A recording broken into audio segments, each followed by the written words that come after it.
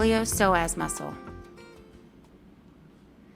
The IlioPsoas is actually two muscles, the iliacus and the psoas. These two muscles lie very deep in the abdominal cavity and join together in the pelvic region. Functionally, the iliacus is very active during all phases of walking, but the psoas is only active during the early swing phase. Like the quadratus lumborum, the psoas functions to stabilize the lumbar spine. Here are the landmarks for the IlioPsoas. First we have the ilium, the lumbar vertebrae, and the sacrum. The origin of the psoas muscle is on the sides of the vertebral bodies of T12 through L5, the discs, and the transverse processes.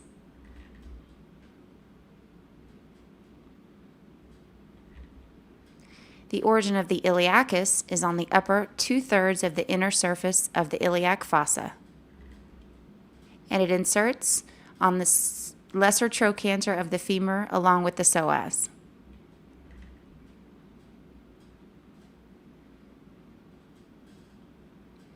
Contraction of the IlioPsoas group produces hip flexion. The rectus femoris assists this muscle during hip flexion, and the gluteus maximus and hamstrings oppose this muscle.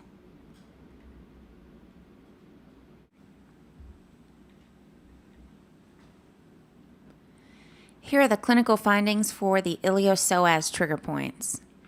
Dr. Travell refers to this muscle as the hidden prankster of lower back pain. Clients may complain of low back pain and thigh pain, and a vertical distribution of lower back pain that is usually unilateral. The pain is worse upon standing. They also may complain of pain during bowel movements.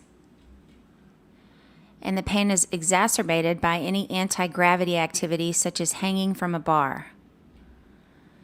The pain usually diminishes in a recumbent position.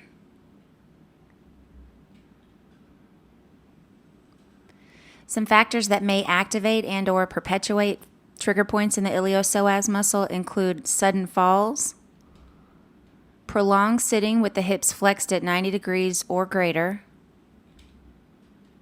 sleeping in the fetal position, pregnancy, and old school or old-fashioned sit-ups as opposed to crunches.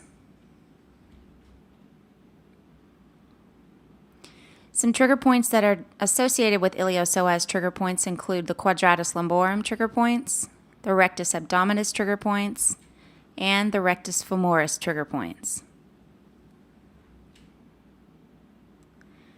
Clients with active IlioPsoas trigger points are commonly misdiagnosed with a term called lumbago.